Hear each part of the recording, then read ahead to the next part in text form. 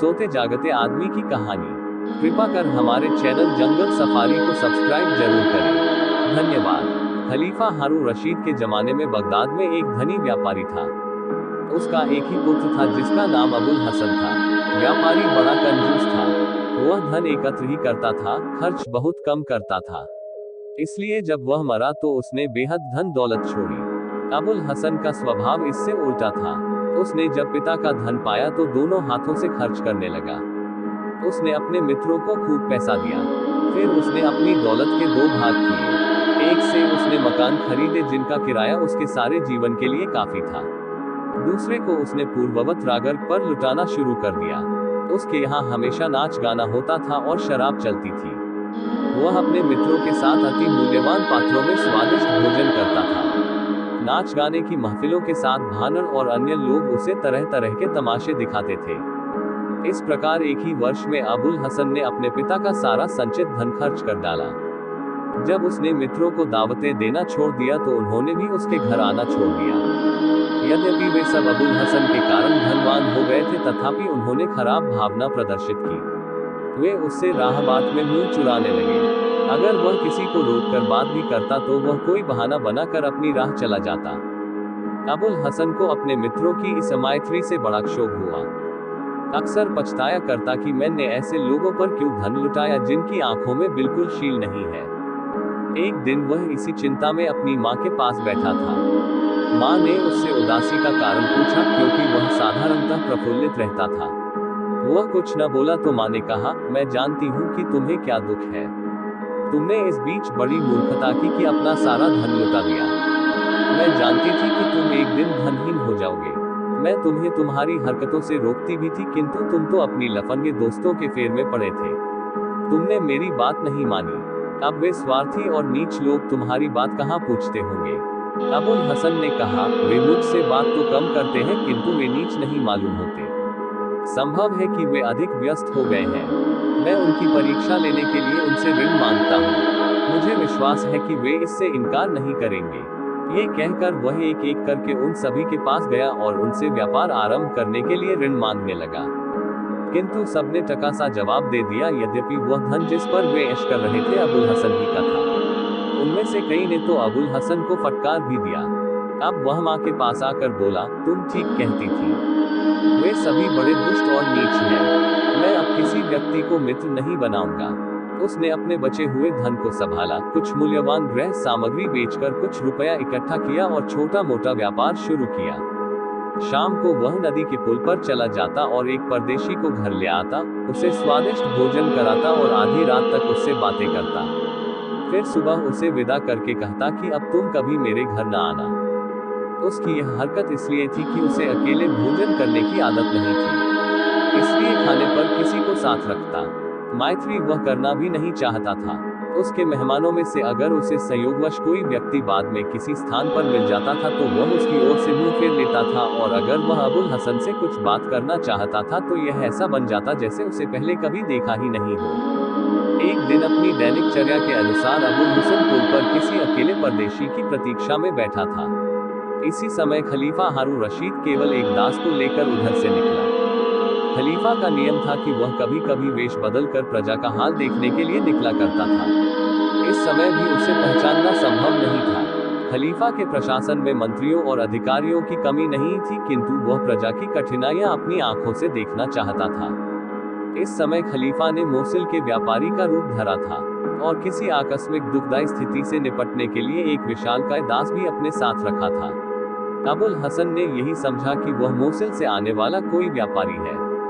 वह उसके समीप गया और सलाम करने के बाद उससे कहने लगा कि आप परदेशी हैं, मुझ पर इतनी कृपा कीजिए कि मेरी कुटिया पर चलकर रूखा सूखा भोजन कीजिए और रात को वही शयन भी कीजिए। खलीफा को आश्चर्य हुआ कि कोई ऐसा दानवीर हो सकता है जो खुद जाकर परदेशियों को अपने घर आकर भोजन और शयन को कहे। अबुल हसन का चेहरा मोहरा और बातचीत का ढंग भद्रतापूर्ण था। खलीफा की इच्छा हुई कि उसके बारे में कुछ विस्तार पूर्वक जाने, इसलिए उसने अबुल हसन का निमंत्रण स्वीकार कर लिया। अबुल हसन ने उसे एक सजे सजाए कमरे में बिठाया जहां झाड़ फानूस आदि लगे थे। फिर उसके सामने स्वच्छ और मूल्यवान पात्रों में भांति भांति के स्वादिष्ट व्यंजन लाकर रखे। उसकी माँ पाक कला में प्रवीण थी और अपने पुत्र की प्रसन्नता के विचार से खुद ही भोजन बनाती थी। उसने 3 तरह के सालन परोसे, एक मुर्गे के मांस का, एक कबूतर के मांस का और एक भुने हुए मांस का। भोजन की मात्रा इतनी अधिक थी कि कई व्यक्ति उससे तृप्त हो सकते थे। अबुल हसन खलीफा के सामने बैठकर उसके साथ भोजन करने लगा। खलीफा ने भोजन की बड़ी प्रशंसा की। भोजनोपरांत खलीफा के दास ने जल पात्र लाकर दोनों के हाथ धुलाए। फिर अबुल हसन की मां ने बादाम और अन्य मेवे भिजवाए। कुछ रात ढलने पर अबुल हसन शराब की सुराहियां और प्याले लाया और उधर मां से कहा कि मेहमान के गुलाम को पेट भर भोजन करा दे। फिर उसने एक प्याला भर कर खलीफा को दिया और खलीफा के पीने के बाद प्याले में बची शराब खुद पी गया। खलीफा ने भी इसके जवाब में ऐसा ही किया। खलीफा ने अबुल हसन का शिष्ट व्यवहार देखकर उसका नाम, परिवार आदि पूछा। उसने कहा कि मेरी कथा विचित्र है। खलीफा ने उसे सुनाने पर जोर दिया। अबुल हसन बोला, मेरा नाम अबुल हसन है। मेरा स्वर्गीय पिता एक साधारण किंतु खाता पीता व्यापारी था। उसके मरने पर उसका धन मुझे मिला। मैंने अपनी नादानी में उस धन का अपव्यय कर दिया। मेरे पास कई दुष्ट प्रकृति के लोग मित्र बनकर आ गए और मैंने उन पर अपना सारा धन लुटा डाला। जब मेरे पास कुछ नहीं रहा और उन्होंने देखा कि मैं अंदर से घोल की तरह खोखला हो गया हूं, तो उन्होंने मेरे घर आना जाना छोड़ दिया। मेरे पास धन की कमी हो गई थी, इसलिए व्यापार करने के लिए मैंने उनसे उधार मांगा, किंतु सभी ने मुझे धता बताया। मैंने समझ लिया कि यह सभी लोग बड़े स्वार्थी और लज्जाहीन हैं। मैंने भी उनसे संबंध तोड़ लिया और प्रण किया कि बगदाद के कमीने निवासियों से कोई सरोकार नहीं रखूंगा। हर रात को एक परदेसी को अपने साथ लाकर भोजन कराऊंगा और सवेरे उसे विदा करने के बाद उससे भी आगे के लिए कोई संबंध नहीं रखूंगा। इसी तरह मैं आज तुम्हें लाया हूँ। खलीफा अबुल हसन की बातों से बहुत खुश हुआ।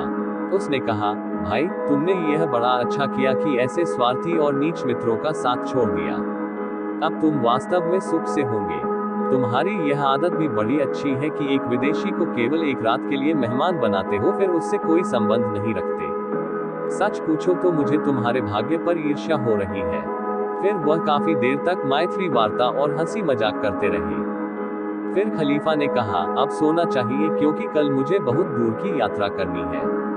मैं सुबह तुम्हारे जागने के पहले चला जाऊंगा, किंतु तुमने बड़ी सुंदरता से मेरा आतिथ्य सत्कार किया है। मैं चाहता हूं कि तुम्हारे एहसान का बदला दूं। तुम्हारी कोई इच्छा हो तो कहो।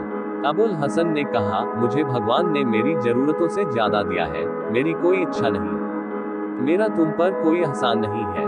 परदेशियों का सत्कार करके मुझे खुद ही खुशी होती है। ये तो तुम्हारी कृपा है कि तुमने मुझे वह खुशी दी है। खलीफा ने कहा, फिर भी तुम्हारी कोई इच्छा तो होगी ही। अबुल हसन ने कहा, मेरी इच्छा सुनोगे तो मुझ पर हंसोगे और मुझे पागल समझोगे। खलीफा ने फिर भी जोर दिया तो अबुल हसन बोला, तुम जानते ही हो कि बगदाद में हजारों गलियां हैं। प्रत्येक गली में एक या एक से अधिक मस्जिदें हैं। हर एक मस्जिद में एक मुअज्जिन होता है जो 5 वक्त नमाज के लिए अजान दिया करता है।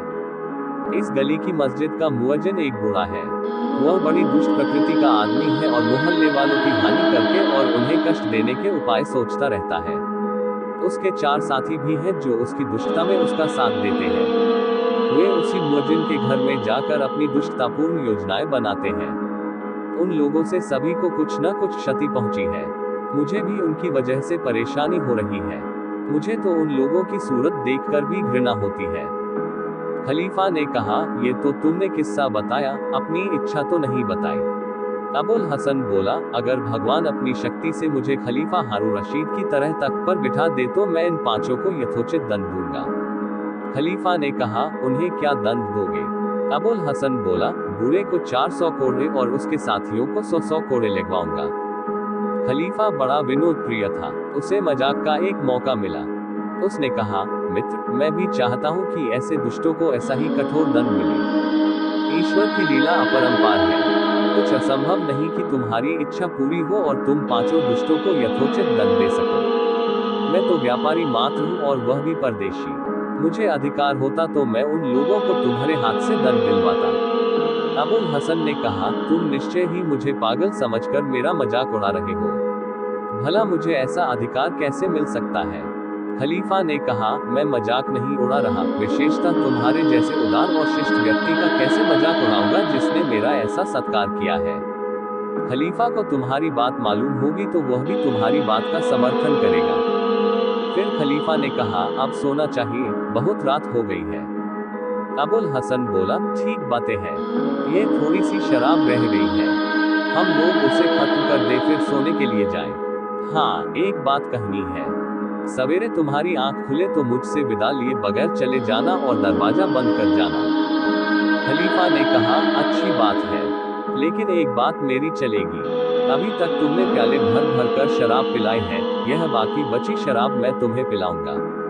अबुल हसन ने मान लिया। खलीफा ने एक प्याला खुद पिया, फिर एक प्याला भरकर अबुल हसन को दिया और उसमें नजर बचाकर बेहोशी की दवा, जिसे वह अपने साथ लाया था, मिला दी। बेहोशी की दवा बहुत तेज थी, उसने फौरन अपना असर दिखाया। अबुल हसन ने खाली प्याला भी बड़ी कठिनाई से जमीन पर रखा, उसका सिर घुटनों में जा लगा। खलीफा ये देखकर खूब हंसा। फिर खलीफा ने अपने दास को बुलाया, वह भोजन करके आज्ञा की प्रतीक्षा में खड़ा ही था। खलीफा ने कहा, इस आदमी को उठाकर कंधे पर रख कर ले चल और इस मकान को अच्छी तरह पहचान ले। जब मैं आदेश दूं तो महल से इस आदमी को इसी तरह लाकर इसी जगह छोड़ जाना। दास ने आसानी से अबुल हसन को कंधे पर लाद लिया और खलीफा ने चलते समय मकान का दरवाजा बंद कर दिया। महल में जाकर वह दास को लिए हुए चोर दरवाजे से अंदर पहुंचा। वहां 20 दास दासियां खलीफा के शयन कक्ष के बाहर उसकी प्रतीक्षा में थे। खलीफा ने आज्ञा दी, इस आदमी को मेरे जैसे शयन वस्त्र पहनाओ और मेरे पलंग पर सुलाओ। तुम सब लोग रात भर जागते रहो, सुबह जागने के समय तुम लोग उसी प्रकार इसे प्रणाम आदि करना जैसे मुझे करते हो। इसकी आज्ञा का पालन भी यथावत करना और इसे खलीफा कहकर संबोधित करना। उन सबों ने कहा, बहुत अच्छा, हम ऐसा ही करेंगे। फिर खलीफा बाहर आया और उसने मंत्री को उसके घर से बुलाकर कहा, मेरे पलंग पर सोए हुए इस आदमी को देख लो, कल यह मेरे राजसी वस्त्र पहनकर मेरी जगह सिंहासन पर बैठेगा। तुम सब लोग इसके साथ ऐसा ही बर्ताव करना जैसा मेरे साथ करते हो। मेरे कोष से जो कुछ इनाम वगैरह किसी को दिलाए फौरन दे देना और इसी तरह जो दंड किसी को दिलवाए वह भी देना। सवेरे सभी दरबारी इसका स्वागत ऐसे ही करे जैसा मेरा करते हैं। फिर उसने महल के प्रबंधक मसरूर को भी आदेश दिया कि हर सुबह जिस तरह मुझे नमाज पढ़ने के लिए जगाया करते हो वैसे ही इसे भी जगाया करना और अन्य व्यवहार भी ऐसे ही करना। यह आदेश देकर खलीफा बगल के एक कमरे में जाकर सो रहा। सुबह वह जल्दी ही जाग गया और पर्दे के पीछे छुपकर देखने लगा कि अबुल हसन क्या करता है और क्या बोलता है। उधर खलीफा के आदेशानुसार सारे कर्मचारी और दास दासियां खलीफा के अपने शयन कक्ष में अबुल हसन की सेवा के लिए एकत्र थे। जब नमाज का समय हुआ तो मसरूर ने, जो अबुल हसन के सिरहाने खड़ा हुआ था, उसकी नाक के नीचे सिरके में भीगा हुआ स्पंज रखा। सिरके की तेज गंध से अबुल हसन को छींक आई और उसने खखार कर बलगम निकालना चाहा तो एक दासी ने आगे बढ़कर उसे एक सोने के उगालदान में ले लिया। यह इसलिए किया जाता था कि नीचे बिछे हुए मूल्यवान कालीन गंदे न हो जाएं और खलीफा को नित्य प्रति इसी तरह सिरके में डूबा स्पंज सुलगाकर जगाया जाता था ताकि वह उठकर नमाज पढ़े। अबुल हसन ने आंखें खोलकर अतिशय सुसज्जित शयन कक्ष देखा जिसमें कीमती पर्दे लगे थे और जिसकी दीवारों और छत पर रंग बिरंगी सुंदर चित्रकारी की हुई थी। उसने ये भी देखा कि अति सुंदर नवयौवना दासियां 20 की संख्या में खड़ी हैं। किसी के हाथ में उगालदान है, किसी के हाथ में मोरछल, कईयों के हाथों में वाद्य यंत्र थे। महलों की रखवाली करने वाले ख्वाजासरा जिनके भी सुनहरी पोशाक पहने खड़े थे। उसने अपने पलंग के लिहाफ और चादर को भी देखा कि वे गुलाबी रंग के कमकवाब नामी कपड़े के बने थे और उनमें हीरे मोती की झालरें लटकती थी। इसी प्रकार मसहरी आदि भी सोने की बनी हुई थी। पास ही एक तिपाई पर खलीफा का ताज रखा था। ये देखकर अबुल हसन ने सोचा कि यह सब कुछ वास्तविक नहीं हो सकता। उसने सोचा, गत रात्रि को मैंने खलीफा होने की बात कही थी, इसलिए मुझे स्वप्न में ये चीजें दिखाई दे रही हैं। ये सोचकर वह फिर आंखें बंद करके सोने का प्रयत्न करने लगा। इस पर एक ख्वाजासरा पास आया और हाथ जोड़कर बोला, हे दीनबंधु कृपा सिंधु प्रजावत्सल महाराज, ये समय सोने का नहीं है, सूर्योदय होने ही वाला है। कृपा करके शया त्याग करें और सर्वशक्तिमान परमेश्वर की आराधना के लिए नमाज पढ़ें। अबुल हसन को ये सुनकर आश्चर्य हुआ, किंतु उसने अब भी इसे स्वप्न समझा और एक बार खोलकर फिर आंखें बंद कर ली। ख्वाजासरा ने फिर विनय की, सरकार सुबह की नमाज का समय हो गया है, अब तुरंत शया त्याग करें वरना नमाज का समय निकल जाएगा और आपको पश्चाताप होगा। अब अबुल हसन को विश्वास हो गया कि यह स्वप्न नहीं है। स्वप्न इतनी देर तक ठहरा नहीं करता। उसने आंख खोलकर देखा तो सुबह का उजाला फैल रहा था। उसे दिन के प्रकाश में भी वही चीजें दिखाई दी जो कुछ देर पहले दीपकों के प्रकाश में देखी थी। वह पलंग से उठ गया और बड़ा प्रसन्न हुआ क्योंकि उसे विश्वास हो गया था कि भगवान ने उसकी सुन ली है और खलीफा का पद उसे प्रदान किया है। पर्दे के पीछे बैठा हुआ खलीफा अलग उसी दशा का आनंद ले रहा था। इतने में एक दासी ने सामने आकर उसके पांव छूए और गाने बजाने वाली दासियों ने मधुर संगीत छेड़ दिया। संगीत की लहरियों ने उसे आत्मा विस्मृत कर दिया और वह सोचने लगा कि यह सब क्या हो रहा है। उसने आंखों पर हथेलियां रख ली और सोचने लगा कि यह सुनहरे वस्त्र पहने हुए दास और यह मनमोहिनी नवयौवना दासियां और यह मधुर संगीत क्या है और कहां से आ गया। ये भी स्वप्न तो नहीं है, ये सोचकर वह अपनी आंखों पर हथेलियां रगड़ने लगा। इतने में ख्वाजासरा मसरूर आया और सिर झुकाकर बोला, सरकार, क्या कारण है कि आज आपने नमाज अदा नहीं की? क्या रात को आपकी नींद में व्याघात हुआ था? क्या भगवान न करे आपका शरीर कुछ अस्वस्थ है? अब सरकार उठकर नित्य कर्म करे और फिर दरबार में पदार्पण करे। वहां सभी दरबारी और सामंत आपकी राह देख रहे हैं। मसरूर की बातें सुनकर अबुल हसन को और विश्वास हुआ कि मैं जाग रहा हूं और यह सब कुछ स्वप्न नहीं है, किंतु उसकी समझ में अब भी नहीं आया कि मुझे खलीफा पद कैसे प्राप्त हो गया। उसने मसरूर से पूछा, तुमने यह बातें किस आदमी से कही है? किसे तुम बादशाह और खलीफा कहते हो? मैंने तो तुम्हें कभी नहीं देखा। तुमने शायद किसी और के धोखे में मुझे खलीफा समझ लिया है। मसरूर ने कहा, पृथ्वी पालक, आप ये क्या कह रहे हैं? क्या आप इस सेवक की परीक्षा ले रहे हैं? क्या आप एक खलीफा नहीं है? और क्या समस्त संसार में आपका आदेश नहीं माना जाता? आपकी कृपा हम सब पर रहे। जान पड़ता है आपने रात कोई दुस्वप्न देखा है जिससे यह अजीब बातें कर रहे हैं। मसरूर की यह बातें सुनकर अबुल हसन हंसने लगा। हंसते हंसते वह मसनद पर पीठ के बल गिर पड़ा। खलीफा को भी जोरों की हंसी आई और वह ठट्टा मारकर हंसने वाला ही था कि उसने ये सोचकर अपनी हंसी दबा ली कि कहीं अबुल हसन आवाज न पहचान पाए। अबुल हसन बहुत देर तक हंसता रहा। फिर वह उठ बैठा और एक लड़के को, जिसका रंग मसरूर की तरह काला था, बुलाकर पूछने लगा कि सच बता, मैं कौन हूँ? उसके लड़के ने सविनय निवेदन किया कि आप खलीफा हैं। अबुल हसन ने कहा, तू बड़ा झूठा है, इसी कारण तेरा रंग काले कुत्ते जैसा हो गया है। लड़के ने कहा, सरकार, विश्वास कीजिए कि मैं झूठ नहीं बोल रहा हूँ, आप वास्तव में खलीफा हैं। अबुल हसन की समझ में अब भी नहीं आ रहा था कि यह सब लोग क्या कह रहे हैं। उसे फिर स्वप्न देखने का संदेह हुआ। उसने पास खड़ी हुई एक दासी से कहा, हाथ बढ़ाकर मेरा हाथ अपने हाथ में ले और दांतों से मेरी उंगली का पो काट। दासी तो ये जानती थी कि खलीफा छुपकर सारी बातें देख रहा है। वह आगे बढ़ी और उसने अबुल हसन की उंगली का पो धीमे से दांत के तले दबाया। कष्ट हुआ तो अबुल हसन ने अपना हाथ खींच लिया और कहा, हे भगवान, मैं रातों रात ही खलीफा किस तरह बन गया।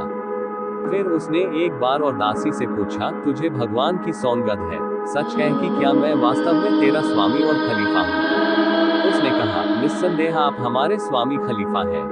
जब अबुल हसन उठने लगा तो एक दास ने उसको सहारा दिया।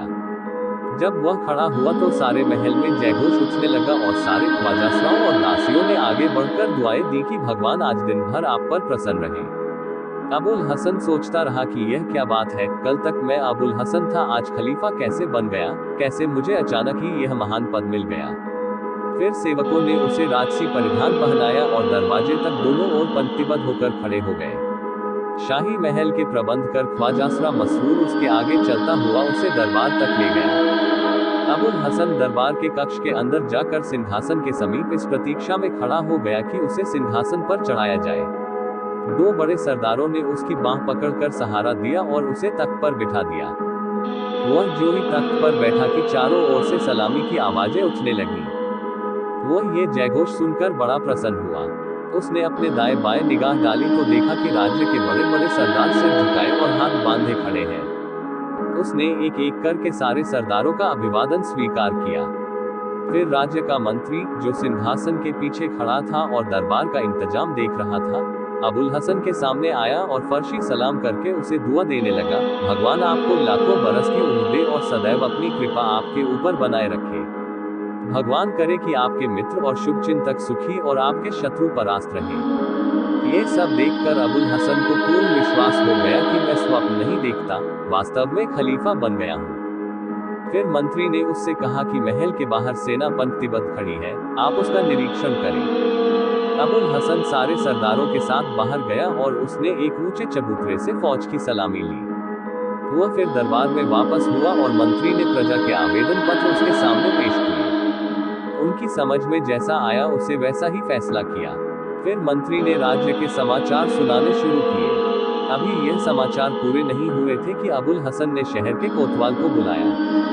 वह आया तो उसे अपनी गली का नाम बताकर कहा, तुम सिपाहियों को लेकर वहां जाओ। वहां की मस्जिद में एक बूढ़ा मुअज्जिन है, उसे तलवे ऊपर करके उन पर 400 डंडे लगवाओ और उसके 4 साथियों को 100 कोड़े लगवाओ।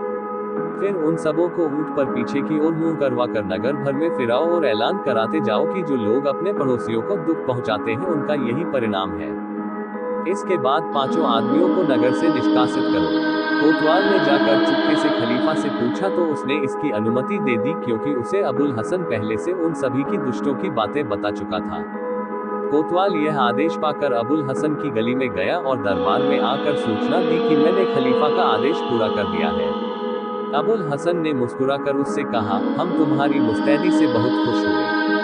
खलीफा पर्दे के पीछे बैठा हुआ ये सब देख रहा था और इस तमाशे का आनंद ले रहा था। इसके बाद अबुल हसन ने आज्ञा दी, खजाने से 1000 अशरफियों का एक तोड़ा ले जाया जाए और उसी गली में जिसमें यह मुअज्जिन था रहने वाले व्यक्ति अबुल हसन की मां को दिया जाए। वह बुढ़िया तो ये सब तमाशा जानती नहीं थी। वह धन पाकर बड़ी प्रसन्न हुई और सोचने लगी कि खलीफा कैसे मुझ पर कृपालु हो गया। अबुल हसन के बारे में उसने सोच लिया था कि कहीं घूमने फिरने निकल गया होगा। जब अबुल हसन राजकाज से निवृत्त हुआ तो सारे दरबारी और सरदार उसे सलाम करके विदा हो गए और उसके पास केवल मंत्री और प्रबंधक ख्वाजा मसरूर रह गए। फिर मंत्री की सहायता से अबुल हसन सिंहासन से नीचे उतरा और उसी भवन की ओर जाने लगा जहां से वह दरबार में आया था। रास्ते में अबुल हसन को दिशा जाने की जरूरत पड़ी। मसरूर ने एक ओर उसे ले जाकर शाही शौचालय खोल दिया। वह न केवल अति स्वच्छ था अपितु उसमें मखमल का फर्श था। अंदर जाने के पहले उसके एक अंगरक्षक ने एक सुनहरे काम का स्लीपर, जिसे पहनकर खलीफा दिशा को जाता था, दिया। अबुल हसन उसका उपयोग नहीं जानता था, इसलिए उसने जूते को अपनी ढीली आस्तीन में रख लिया। इस बात पर मंत्री और मसरूर दोनों को बड़ी हंसी आई, किंतु खलीफा के भय से उसे दबा गए। मंत्री ने कहा, सरकार, आपको शायद याद नहीं रहा, ये जूता शौचालय में पहन कर जाने के लिए होता है। ये सुनकर उसने जूता पहन लिया। शौचालय से निकलने पर मसरूर उसे भोजन के कक्ष में ले गया। उसके पहुंचते ही वहां का द्वार खोल दिया गया और सेवकगण गाने वालियों को बुलाने चले गए। जब वह भोजन करने को तैयार हुआ तो गाने वालियों ने मधुर स्वर में गाना बजाना शुरू कर दिया। अबुल हसन को ये सब देखकर अति प्रसन्नता हुई और वह सोचने लगा कि मैं कहीं स्वप्न तो नहीं देख रहा। फिर उसने कहा कि यह स्वप्न नहीं हो सकता, स्वप्न इतना लंबा नहीं होता। मुझे अभी तक ये वहम था कि मैं खलीफा नहीं हूँ, कोई और हूँ, किंतु वास्तविकता यह है कि मैं ही खलीफा हूँ, क्योंकि मैंने दंड और दान के जो आदेश दिए सब पर कार्य हुआ। उस स्थान पर ढेर सारे सोने चांदी के बर्तन थे और 7 सुंदर दासियां उसके समीप गाना बजाना कर रही थीं। छत में अति सुंदर 7 झाड़ लगे थे जिनमें कपूर की बनी मोमबत्तियां जल रही थीं। फर्श पर चमचमाते भोजन पात्र रखे थे और कोनों में 7 सुनहरी अंगीठियों में भांति भांति की सुगंधियां जलाई जा रही थीं और सुंदर वस्त्रीभूषण पहने 7 दासियां उसकी सेवा के लिए खड़ी थीं। उनके हाथों में मोरछल और हल्के पंखे थे जिनके हत्थों में रत्न जड़े हुए थे। अबुल हसन ये सब देखकर खुश हो रहा था। फिर वह भोजन के आसन पर बैठा। उसके बैठते ही 7 दासियां मोरछल और पंखियां झलने लगीं। अबुल हसन उन्हें देखकर खुश हुआ। वह बोला, तुम लोगों में से हर एक बारी बारी से मोरछल हिलाए और बाकी मेरे साथ बैठकर खाएं। चुनांचे उसने 3 को अपनी दाईं और 3 को बाईं ओर बिठा लिया। वे उसके आदेश पर बैठ तो गई, किंतु खलीफा के भय से उन्होंने भोजन को हाथ नहीं लगाया। अबुल हसन ने देखा तो मुस्कुराकर बोला, तुम लोग खाना क्यों नहीं खा रही हो? वे सब चुप रही। फिर उसने उनके नाम पूछने शुरू किए। एक ने अपना नाम मेहताब, दूसरी ने हसीना, तीसरी ने माहलका, चौथी ने नजीफा, 5वीं ने हुरित जिना और 7वीं ने अपना नाम साइका बताया। अब उसने हंसकर मूर्छल झलने वाली दासी से कहा कि तुम भी अपना नाम बताओ। उसने कहा कि मेरा नाम माहे मुनीर है। खलीफा ये सब तमाशे देखकर आनंद ले रहा था कि एक बाहरी अनाड़ी व्यक्ति खलीफा बनकर किस तरह व्यवहार करता है। जब अबुल हसन ने भोजन से हाथ खींचा तो प्रतीक्षारत सेवकगण जल्दी से आगे आए। एक ने उसके हाथों के नीचे चिलंची रखी और दूसरे ने पानी धार डालकर उसके हाथ धुलाए। भोजन से निवृत्त होने पर सेवकगण उसे कक्ष में ले गए जहां उसे मसनद पर बिठा दिया गया। इस कक्ष की सजावट भोजन कक्ष से अधिक थी। उसमें छत से 7 कंदीलें लटक रही थी जिनमें लाल जड़े हुए थे और उनके अंदर कई कई बत्तियां जल रही थी। उसकी दीवारों पर कुशल कारीगरों द्वारा बनाए गए प्राकृतिक दृश्यों के रंगीन चित्र अंकित थे। उनके नीचे सूखे मेवों और ताजे फलों की 7 कश्तियां लगी थी। वहां भी अति सुंदरी 7 दासियां और वे परम सुंदरी थी। अबुल हसन उन पर भी मोहित हो गया और सबसे उनके नाम पूछने लगा और अपने हाथ से उन्हें मेवे खिलाने लगा। फिर मसरूर उसे तीसरे कमरे में ले गया। वहां पर 7 समूह गाने वालियों के थे। ये गायिकाएं पिछली सभी गायिकाओं से अधिक कुशल थीं। उनके अलावा 7 अति सुंदर दासियां 7 पात्र लिए खड़ी थीं जिनमें तरह तरह के शरबत भरे थे। वहां उसके जाते ही गाना बजाना शुरू हुआ। उसने थोड़ा थोड़ा शरबत चखकर दासियों से कहा कि तुम्हें जो शरबत पसंद हो वह पी लो। उसने इन दासियों से भी नाम पूछे और उनके बताने पर खूब खुश हुआ। वह बहुत देर तक उनसे हास परिहास भी करता रहा। खलीफा भी छुपे छुपे उसकी सारी हरकतें देखता रहा और मजे लेता रहा। सूर्यास्त होने पर ख्वाजासरा मसरूर अबुल हसन को चौथे कमरे में ले गया। वह भी वैसा ही सजा हुआ था जैसे और कमरे थे, बल्कि उनसे भी कुछ अधिक ही सजा हुआ था। इसमें हीरो जड़े 7 फानूस थे जिनमें कपूर की बनी मोमबत्तियां जल रही थी और यह बत्तियां इतनी अधिक थीं कि कमरे में दिन जैसी रोशनी हो रही थी। कमरे के बाहरी दालान में गायिकाओं और वादिकाओं के 7 समूह बैठे हुए थे और अपनी अपनी कला का वे सभी प्रदर्शन कर रही थी। वास्तव में वे अपनी अपनी कलाओं में इतनी पारंगत थी कि संसार में शायद कोई कलाकार उनकी स्पर्धा करने के योग्य नहीं होगा। उन गायिकाओं के अतिरिक्त बहुत सी अति सुंदर दासियां, जिनमें से हर एक अपने रूप से पूर्ण चंद्र को ले जाने वाली थी, बहुमूल्य वस्त्राभूषण पहने खड़ी थी। उनके हाथों में सुनहरे पात्र थे।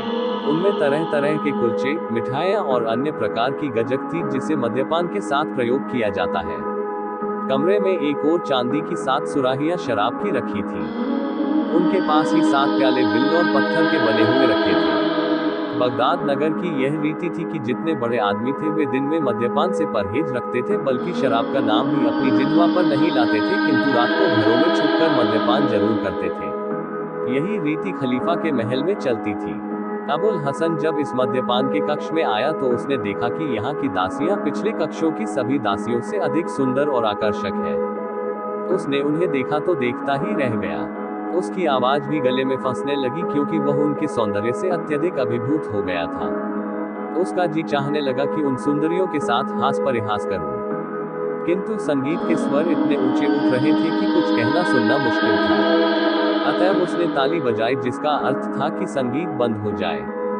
अतएव संगीत बंद कर दिया गया। अबुल हसन ने अपने पास खड़ी हुई एक दासी को हाथ पकड़कर अपने समीप बिठाया और पूछा कि तुम्हारा नाम क्या है। उसने कहा कि मेरा नाम सिल्के गुहर मोती माला है। अबुल हसन बोला, जिसने तुम्हारा नाम रखा है उसने नाम रखने में कंजूसी की है। वास्तविकता यह है कि तुम्हारी दंतपंक्ति हीरे की माला की तरह चमकती है। मैं सोचकर कोई इससे अच्छा तुम्हारा नाम रखूंगा। अब तुम अपने कोमल हाथों से भरकर मुझे मद्य का एक प्याला दो ताकि मैं तुम्हारे मुख की ओर देखता हुआ उसे पीऊं। सिल्के गुहर ने तुरंत ही स्वच्छ और सुगंधित मदिरा से भरकर एक प्याला अबुल हसन को दिया, जिसे उसने तुरंत ही खाली कर दिया। फिर अबुल हसन ने उससे कहा कि एक प्याला शराब तुम भी पियो। सिल्के गुहर ने उसके आदेश पर एक प्याला भरकर पी लिया। शराब पीकर सिल्के गुहर ने एक अति नवीन राग बांसुरी पर गाया। इस राग को सुनकर अबुल हसन झूमने लगा। इसके बाद अबुल हसन ने अपने हाथ से उसे एक फल खिलाया और दूसरी दासी को अपने पास बिठाकर उससे उसका नाम पूछा। उसने कहा कि मेरा नाम महजबी चंद्रमा सदृश माथे वाली है। अबुल हसन बोला, तुम्हारा भी नाम इससे अधिक सुंदर होना चाहिए था, क्योंकि तुम्हारी आंखें चंद्रमा से भी अधिक प्रकाशमान हैं। उसने उसके हाथ से भी शराब पी और उसे पीने को कहा और उसे भी फल खिलाया। इसी प्रकार उसने 7 दासियों के हाथ से मदिरा पी और पिलाए और उसे काफी नशा हो गया और उसकी आंखें बंद होने लगी। अब पर्दे के पीछे छुपे हुए खलीफा ने सिल्के गुहर नाम की दासी को इशारा किया। दासी ने एक प्याला शराब का भरा और उसमें बेहोशी की दवा डालकर अबुल हसन के सामने लाए और बोली, हुजूर, अब इस रात का आखिरी जाम मेरे हाथ से पिए। इसके बाद मैं एक राग सुनाऊंगी। वह राग मैंने आज सुबह ही बनाया है और अभी तक किसी और ने उसे नहीं सुना है। अबुल हसन ने एक ही सांस में सारा प्याला पी लिया। दासी ने बांसुरी लेकर वह राग बजाया जिसे उसने नवीनतम राग कहा था। अबुल हसन ने उसे पसंद किया और दोबारा सुनाने को कहा।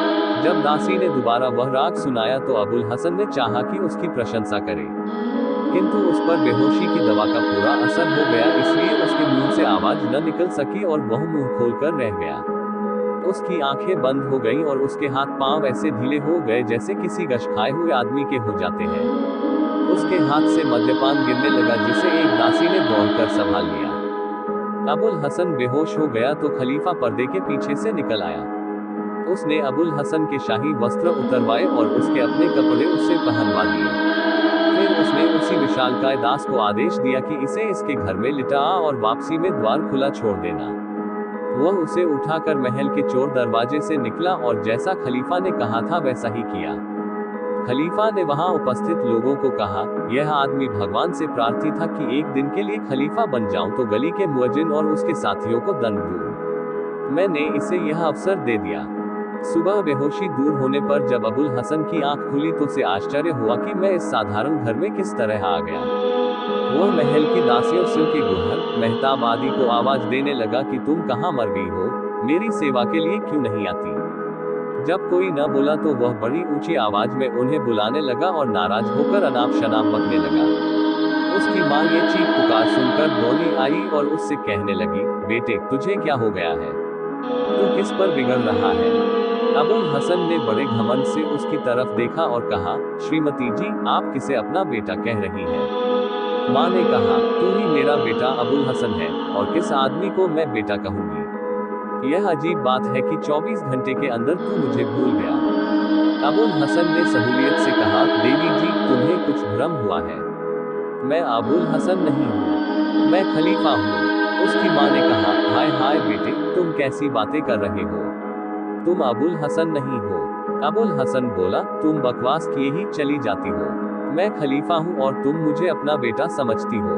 बुढ़िया ने कहा, धीरे बोलो बेटे, इतनी बड़ी बात मुंह से नहीं निकालते।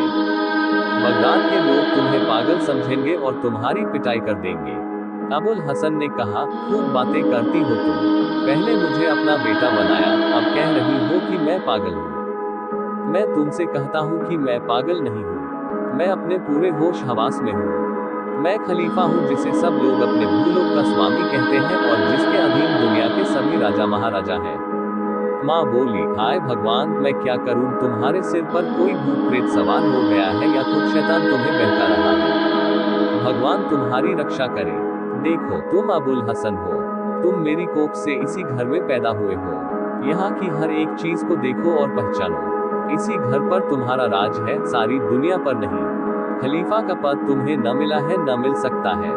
अबुल हसन कुछ देर माथे पर हाथ धरकर सोचता रहा जैसे कि कोई भूली हुई बात याद कर रहा हो। फिर धीरे धीरे बड़बड़ाने लगा, हो सकता है कि इस बुढ़िया की बात ठीक हो, यही मेरी माता हो और मैं खलीफा ना होकर अबुल हसन हूँ। फिर चौंक कर कहने लगा, नहीं नहीं, यह नहीं हो सकता। न जाने मेरे मन में ये तुच्छ विचार कैसे आ गया कि मैं खलीफा नहीं बल्कि अबुल हूँ।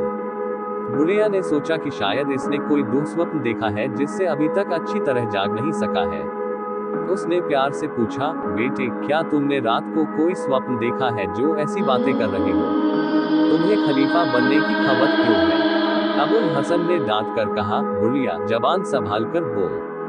क्या तेरा दिमाग फिर गया है कि खलीफा को अपना बेटा बना रही है और बकवास करती ही जा रही है? इसके अलावा खलीफा की शान में गुस्ताखी भी करती जा रही है। बुढ़िया ने दुखी होकर कहा, बेटा, भगवान के लिए ऐसी बातें न करो।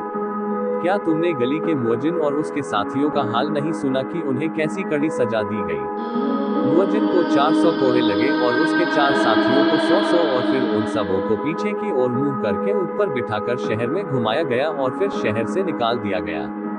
कहीं ऐसा न हो कि खलीफा के पास तुम्हारी यह बातें कोई पहुंचा दे और तुम्हारा भी वही हाल हो। अबुल हसन ने कहा, तुम्हारी इस बात से और भी साबित हो गया कि मैं खलीफा हूँ। मैं तुम्हारा पुत्र नहीं हूँ, न हो सकता हूँ। कल दिन में मैंने ही आज्ञा दी थी कि मुअज्जिन और उसके साथियों को वही दंड दिया जाए जिसका तुमने अभी उल्लेख किया है। कोतवाल ने मेरे आदेश ही पर उन 5 दुष्टों को दंड दिया था और मुझे आकर बताया था कि सजा दे दी गई। अबुल हसन की मां को बड़ी चिंता हुई कि इसे क्या हो गया कि मुअज्जिन की सजा की बात सुनकर यह और जोरों से कहने लगा कि मैं खलीफा हूँ। उसने फिर कहा, बेटा सोच समझ कर बात करो, तुम्हारी बातों को अगर कोई सुनेगा तो तुम्हें क्या कहेगा। अबुल हसन को अब बड़ा क्रोध चढ़ा। वह बोला, देख मक्कार बुढ़िया, मैंने तेरी बदतमीजी बहुत सह ली। अब अपनी जबान बंद कर ले, वरना मैं उठकर तुझे इतना मारूंगा कि सारी जिंदगी याद करेगी। मैं खलीफा हन और खलीफा रहूंगा। अब तेरी जबान से एक बार भी नहीं निकलना चाहिए कि मैं तेरा बेटा हूँ। उसकी माँ ये देखकर रोने लगी कि लड़के का पागलपन बढ़ता ही जा रहा है। अबुल हसन को ये देखकर और गुस्सा आया। वह अपने बिस्तर से उठा और उसने हाथों में एक छड़ी ले ली और बुढ़िया से घुड़क कर कहने लगा, बोल अब क्या कहती है। मैं कौन हूँ, खलीफा या तेरा बेटा। उसने कातर दृष्टि से देखकर कहा, तुम मेरे बेटे हो, खलीफा कैसे हो जाओगे। तुम अबुल हसन हो, तुम्हें मैंने जन्म दिया है और दूध पिलाया है। खलीफा के पद पर तो सिर्फ हारून रशीद है जिनकी हम दोनों और दूसरे लोग प्रजा हैं। वे सारे राजाओं के सर्वैसिवा हैं। अभी कल ही उन्होंने कृपा करके मेरे पास 1000 अशरफियों का तोड़ा भिजवाया था। अशरफियों के नाम पर अबुल हसन को खलीफा होने का और भी निश्चय हो गया। उसने अपनी माँ से कहा, मूर्ख स्त्री, तू बड़ी कृतघ्न है। कल मैंने ही अपने मंत्री जाफर के हाथ तेरे पास अशरफियों का तोड़ा भिजवाया और आज तू बेटा बनाकर मुझी पर कब्जा करना चाहती है। तेरी इस धृष्टता का दंड तुझे मिलना चाहिए। ये कहकर उसने माँ का हाथ पकड़ा और डपट कर पूछा, मैं कौन हूँ। उसने कहा, मेरा बेटा। अबुल हसन ने उसे एक छड़ी जमाई। वह इसी तरह बार बार पूछता और जब बुढ़िया उसे बेटा बताती तो उसे छड़ी मारता। बुढ़िया के चिल्लाने से पड़ोसी घर में आ गए और उसके हाथ से छड़ी छीनकर कहने लगे, तुम्हें क्या हो गया है अबुल हसन, कोई अपनी माँ को ऐसे मारता है। अबुल हसन ने लाल आंखें करके उन्हें देखा और कहा, तुम क्या बक रहे हो। अबुल हसन कौन है। पड़ोसी यह सुनकर परेशान हुए और बोले, तुम ही हो अबुल हसन, और कौन होगा। हम तुम्हारे पड़ोसी हैं, ये तुम्हारा घर है और ये तुम्हें जनने वाली तुम्हारी माँ है। अबुल हसन चीखा, बकवास बंद करो तुम लोग, मैं इस दुष्ट स्त्री को जानता भी नहीं, मैं तुम्हें भी नहीं जानता। मैं खलीफा हूँ। खलीफा के भी कहीं पड़ोसी होते हैं। पड़ोसियों ने समझ लिया कि अब ये पागल हो गया है और इससे अधिक बातचीत की तो ये हमसे भी मारपीट करेगा। उनमें से एक उस क्षेत्र के दारोगा को जानता था और दौड़कर उसे बुला लाया। अबुल हसन ने दारोगा से डांट डपट की तो उसने उसे 2-4 चाबुक जड़ दिए और जब अबुल हसन भागने लगा तो उसे सिपाहियों ने पकड़ लिया। पुलिस वाले उसके हाथों में हथकड़ी और गले में जंजीर डालकर ले चले। रास्ते में सिपाही उसे घूसों और थप्पड़ों से मारते जाते थे जैसे पागल आदमियों को काबू में रखने के लिए किया जाता है। बेचारा अबुल हसन हैरान था कि मेरा मस्तिष्क तो ठीक है, ये लोग मुझसे उन्मत्तों जैसा व्यवहार क्यों कर रहे हैं। फिर भी उसकी समझ में कुछ ना आया। दारोगा ने उसे हवालात में बंद कर दिया। रोजाना 40-50 कोड़े उस पर पड़ते। 3 सप्ताह तक उसे इसी हालत में रखा गया। दारोगा रोज उसे पूछता कि तू कौन है और वह जब स्वयं को खलीफा बताता तो उस पर कोड़े पड़ते। उसकी माँ रोज हवालात में जाकर देखती और उसकी दशा पर आंसू बहाती। अबुल हसन दिनों दिन सूखता जा रहा था। रात दिन उसे मार और अपमान से शारीरिक और मानसिक कष्ट रहता था। उसकी पीठ और बाजुओं पर मार के कारण काले नीले निशान पड़ गए थे और जगह जगह से खाल भी उधड़ गई थी। वह बराबर रोता रहता था, लेकिन उसकी माँ की हिम्मत उससे बात करने की नहीं होती थी कि कहीं उसका पागलपन बढ़ न जाए। जब अबुल हसन ने चुप रहना शुरू किया तो उसकी माँ ने सोचा कि इससे बात करूं, शायद वह कुछ संभला हो। उधर वह बराबर सोचता था कि मैं किस बात को सपना समझूं और किसे सच। वह सोचने लगा था कि महल और दरबार की सारी बातें स्वप्न ही होंगी। स्वप्न की बात ना होती तो इतने दिन मेरी ये दुर्दशा क्यों होती और मेरे 1000 आवाज देने पर भी मेरी दासियां और दास क्यों ना आते। साथ ही वह ये भी सोचता कि अगर वह सब सचमुच सपना था तो मेरी आज्ञा से मंत्री ने मेरी माँ को अशरफियां क्यों दी और कोतवाल ने मुअज्जिन को और उसके साथियों को दंड क्यों दिया। वह बहुत सोचता कि असलियत क्या है। उसकी समझ में कुछ नहीं आता था, किंतु इस द्विविधा का परिणाम ये हुआ कि उसने स्वयं को खलीफा कहना छोड़ दिया। ऐसे ही जब एक दिन उसकी माँ उसे देखने आई तो उसने माँ को बड़े विनयपूर्वक प्रणाम किया। माँ ये देखकर खुश हुई और बोली, बेटा अब तुम्हारा क्या हाल है? वह निराधार विचार जिसने तुम्हारी ये दशा करवाए अब भी तुम्हारे मन में है या नहीं? अबुल हसन ने कहा, अम्मा, जो कुछ अपराध और जो कुछ धृष्टता मुझसे हुई उसे क्षमा कर दो। पड़ोसियों से जो दुर्व्यवहार मैंने किया उसके लिए उनसे क्षमा चाहता हूँ और यह बात उन्हें बता देना। मैं खलीफा बिल्कुल नहीं हूँ, मैं अबुल हसन हूँ। तुम मेरी माँ हो और मैं तुम्हारा बेटा हूँ। उसकी माँ ये सुनकर प्रसन्न हुई। उसने समझा कि बेटे का दिमाग ठीक हो गया है।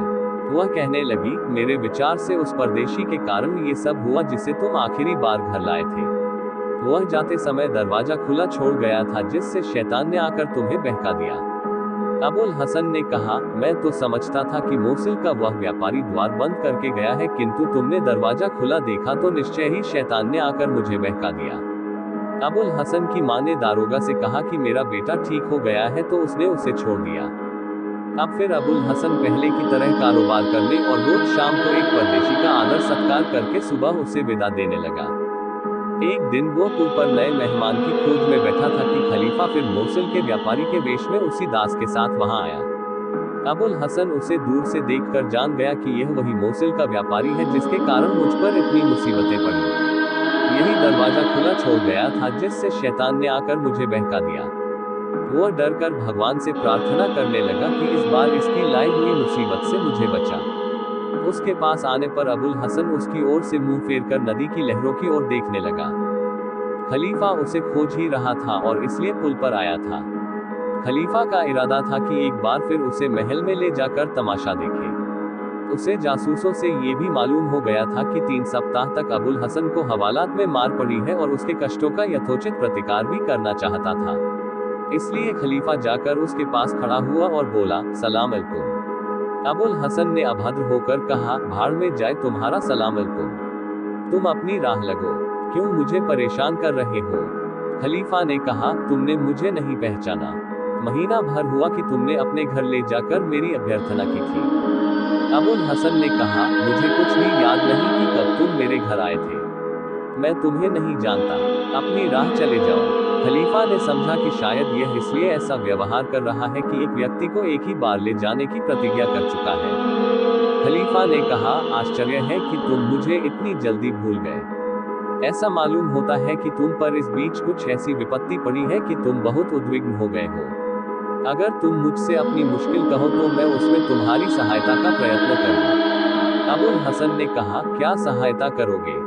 खलीफा ने आगे बढ़कर उसे गले लगा लिया और कहा, भाई, अगर मेरी वजह से तुम्हें कोई कष्ट हुआ तो मैं तुमसे उसके लिए क्षमा चाहता हूँ। तुम्हें शिकायत है तो आज रात मैं तुम्हारे घर जरूर ठहरूंगा और तुम्हारी बात सुनकर तुम्हारी शिकायत दूर कर दूंगा। तुम्हारे घर का भोजन और मदिरा मुझे अब तक याद है और तुम्हारा सद्व्यवहार भी, इसलिए आज तो तुम्हें मेरा आतिथ्य सत्कार करना ही होगा।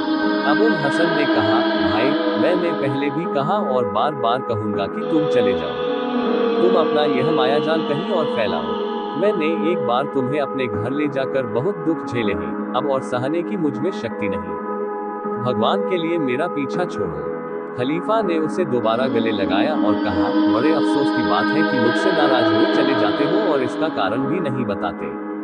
तुम मुझे बताओ तो कि तुम पर मेरे कारण कौन सी मुसीबत पड़ी, मैं तुम्हें उसका पूरा बदला दूंगा। अबुल हसन बेचारा खलीफा की बातों में आ गया। उसने खलीफा को पास बिठा लिया। उसने विस्तार पूर्वक राजमहल का हाल कहा। खलीफा तो ये सब कुछ खुद ही करा और अपनी आंखों से देख चुका था। मजे लेकर सब सुनता रहा। अबुल हसन ने वह सारा वर्णन करके कहा, ये सपना मेरे मन में ऐसा समा गया है कि मैं खुद को खलीफा समझने लगा और इसके कारण लोगों से मुझे घोर अपमान सहना पड़ा और मैंने बड़ी मार खाई। उससे भी अधिक खेद मुझे इस बात का है कि मैंने उस मूर्खता में अपनी मां पर हाथ उठाया। मैंने उसे गालियां भी दी और पड़ोसियों को भी भला बुरा कहा। और यह सब इसलिए हुआ कि तुमने मेरी बात नहीं मानी और जाते समय द्वार बंद नहीं किया, जिससे शैतान ने मुझे बहका दिया। खलीफा को तो सब मालूम था। अबुल हसन की बातें सुनकर जोरों से हंसने लगा। अबुल हसन और बिगड़ा और बोला, मैंने तो समझा था कि तुम्हें अपने काम पर पछतावा होगा, लेकिन तुम हंस रहे हो। तुम्हें मेरी बात का विश्वास नहीं है। ये कहकर उसने अपना कुर्ता उतार दिया। खलीफा ने काले निशान देखे तो बड़ी सहानुभूति प्रकट की और एक बार फिर उसे गले लगाकर कहा, भाई, मुझे तुम्हारी बात पर पूरा विश्वास हुआ।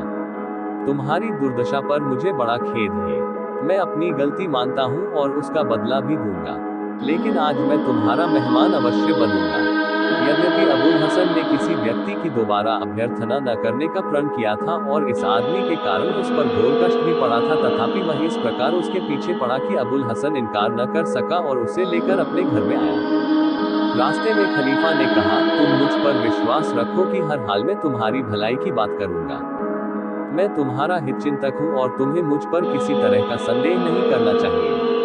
अबुल हसन ने कहा, चलो, मान लिया, किंतु आज के बाद तुम कभी मेरे यहाँ आतिथ्य सत्कार की आशा न रखना। तुम्हारे कारण जो दुख मुझ पर पड़े हैं उन्हें भूल पाना मेरे लिए संभव नहीं है। खलीफा ने मुस्कुराकर कहा, भाई, बड़े अड़ियल आदमी हो। मैं इतनी देर से तुम्हारी दोस्ती का दम भर रहा हूँ और तुम्हें विश्वास नहीं होता, लेकिन मैं तुम्हें विश्वास दिलाकर ही रहूंगा। वे लोग बातें करते करते अबुल हसन के घर पहुंचे। उसकी मां ने रोज की तरह भोजन का प्रबंध कर रखा था। खाने के बाद अबुल हसन की मां ने फल, शराब आदि भेजी। ये करके वह अपनी कोठरी में जाकर सो रही। इन दोनों ने खूब शराब पी। जब अबुल हसन को नशा चढ़ गया तो खलीफा ने उससे पूछा, तुम्हें किसी से प्रेम हुआ है? वह बोला, न मुझे प्रेम हुआ है, न मेरी विवाह की इच्छा है। मैं केवल ये चाहता हूँ कि दोस्तों के साथ अच्छी शराब पीऊं और गप्पे लड़ाऊं। हाँ, एक सुंदरी को जरूर चाहता हूँ जिसने उस सपने में मेरे साथ बैठकर मद्यपान किया था, किंतु वैसी स्त्री राजमहल ही में मिल सकती है, और फिर यह सब स्वप्न ही की तो बातें हैं। कौन सचमुच की ऐसी स्त्री है? अब उसने शराब का प्याला भरकर खलीफा को दिया। आज रात का अंतिम प्याला मेरे हाथ से पियो। खलीफा उसे पी गया। फिर उसने वह रस्मी तौर पर अपनी ओर से अंतिम प्याला अबुल हसन को दिया, लेकिन फिर से उसमें बेहोशी की दवा डाल दी और प्याला उसे देकर कहा, लो, ये प्याला पियो और सपने वाली महलों की सुंदरी का ध्यान धरकर सो जाओ। अबुल हसन ने मुस्कुराकर प्याला लिया और पी गया और कुछ क्षणों में बेहोश होकर गिर गया। खलीफा ने अपने बलिष्ठ दास को संकेत किया और वह अबुल हसन को कंधे पर डालकर ले चला। खलीफा भी बाद में निकला और उसने आपकी बार द्वार बंद कर दिया।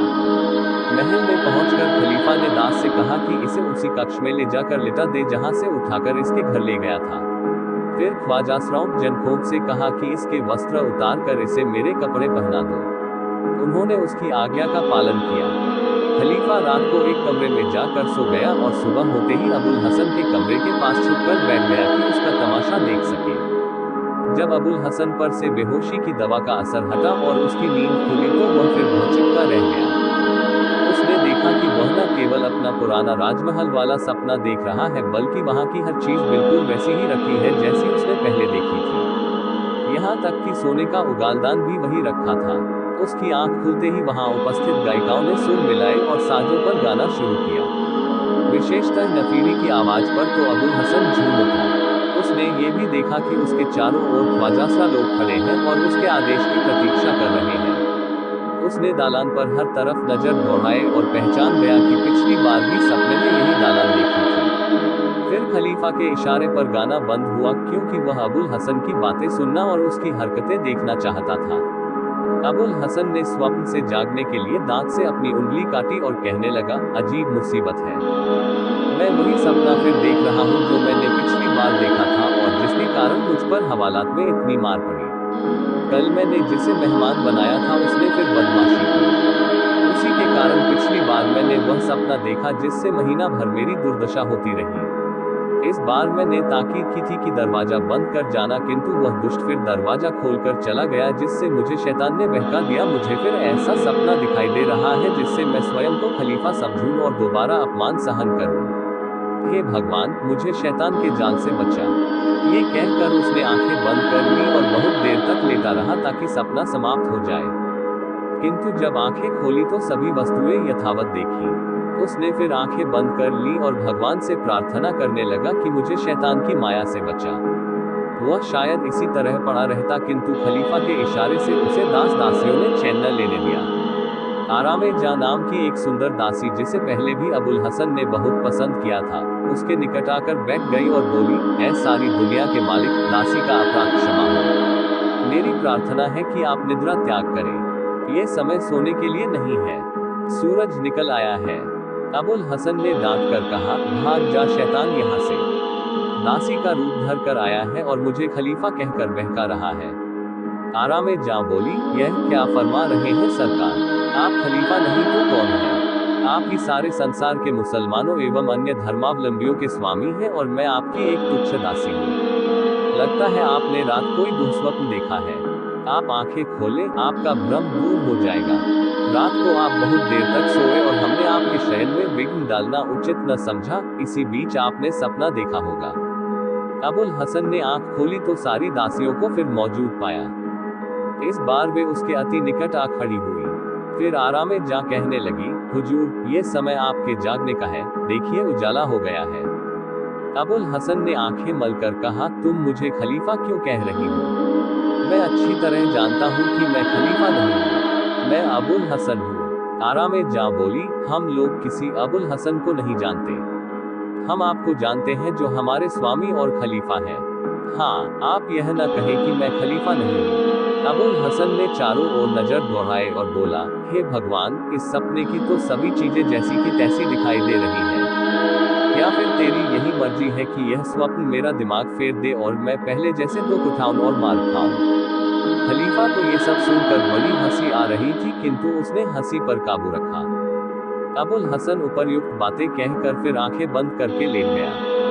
आरामे जा फिर बोली, सरकार, इस दासी ने 2 बार आपसे निवेदन किया कि आप शैया को छोड़ें। समय गुजर रहा है। सारे दरबारी और सरदार आपके स्वागत के लिए खड़े हैं। आप ही का तो आदेश है कि आपको सूर्योदय के पहले जगा दिया जाए।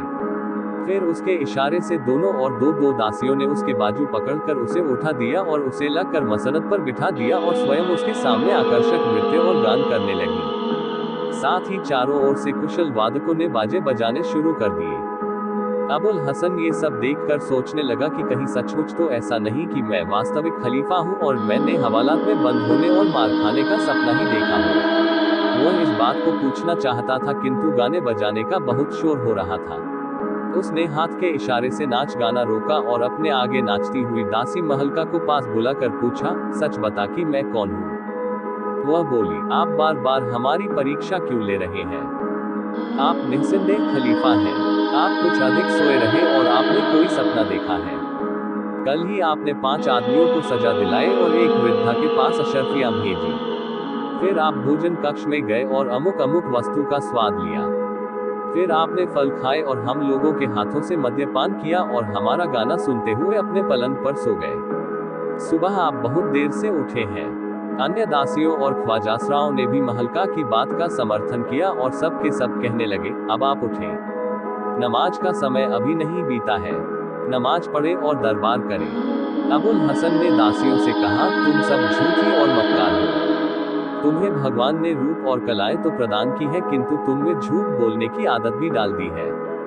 तुम मुझे फिर बहकाने आई हो। पहले भी मैंने ऐसा ही सपना देखा था। उसका असर ऐसा हुआ कि मेरा बड़ा अपमान हुआ और मुझे रोज 50 कोड़े कई सप्ताह तक खाने पड़े। मेरी पीठ की खाल उधड़ गई और मेरी बाहों और पीठ पर मार के काले नीले निशान पड़ गए। महलका ने जवाब दिया, सरकार, यह आपका भ्रम है। आपको सजा देने वाला और मारने वाला दुनिया में कहाँ है? आपने स्वप्न मात्र देखा है। आप कहीं बाहर गए ही नहीं। रात भर इस कक्ष में सोते रहे हैं। हाँ, आज सुबह आपकी आंखें देर में जरूर खुली है।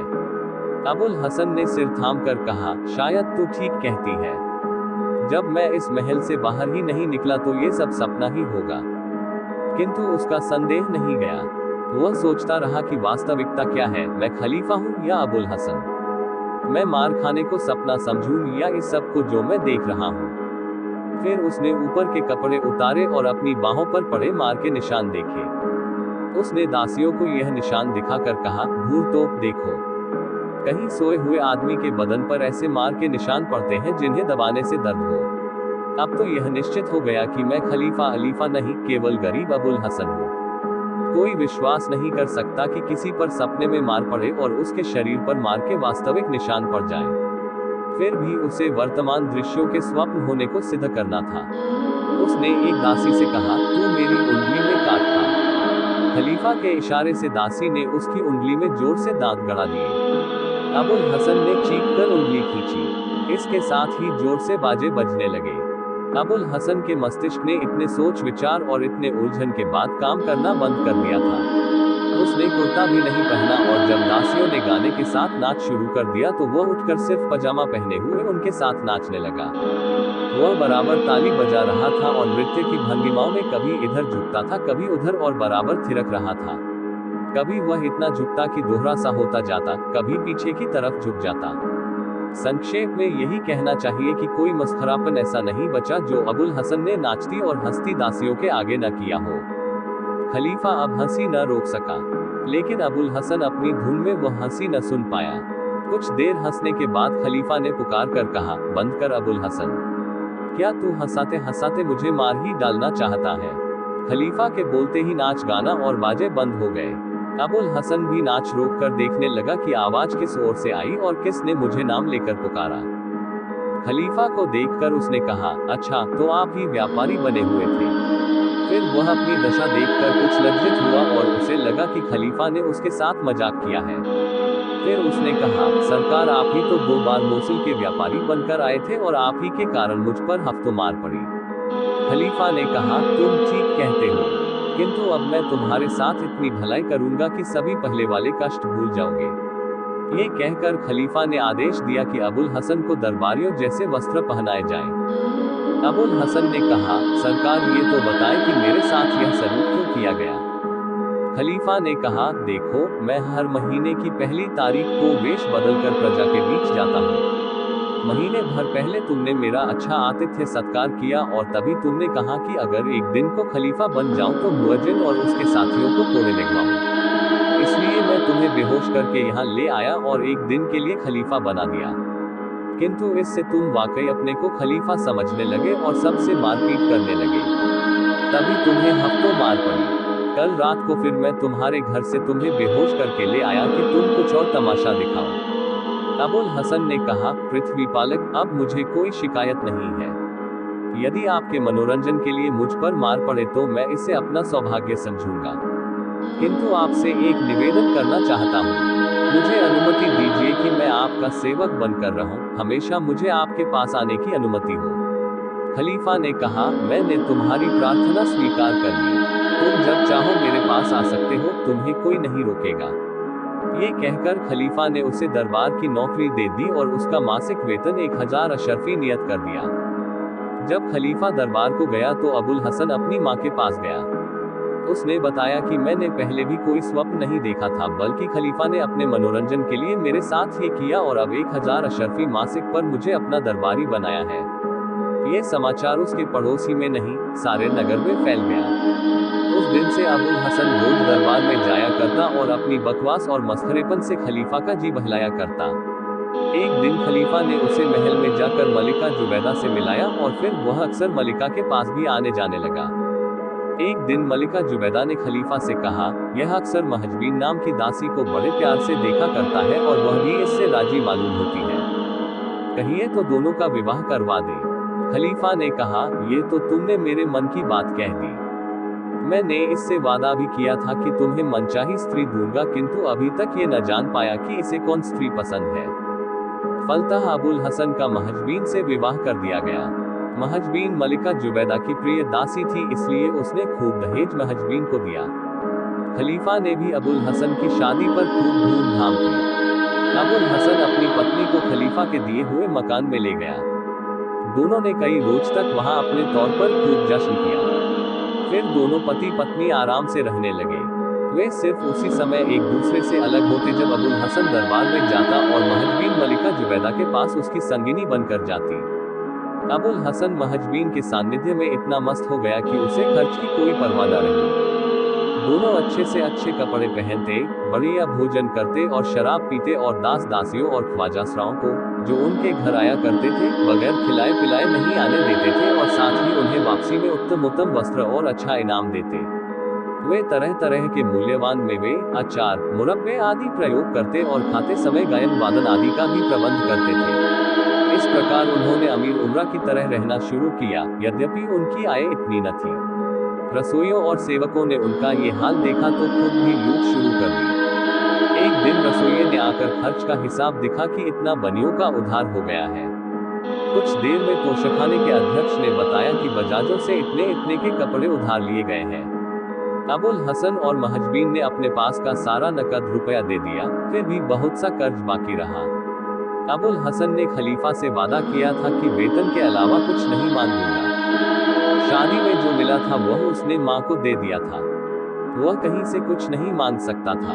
महजबीन भी जुबैदा से इतना ले चुकी थी कि उसे और कुछ मांगने की हिम्मत नहीं हुई। अबुल हसन ने महजबीन से कहा, ये तो बड़ी मुसीबत है। इससे छुटकारे की एक ही तरकीब समझ में आती है। तुम तरकीब बताओ, लेकिन तरकीब में पूरी सफलता निश्चित होनी चाहिए। अबुल हसन ने कहा, सफलता निश्चित है, लेकिन इसके लिए हम दोनों को मरना होगा।